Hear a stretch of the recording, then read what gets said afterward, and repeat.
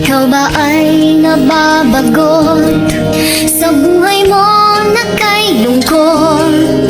Marami kang katanungang di malaman ang sagot. Ikaw ba ay nalulumbay ang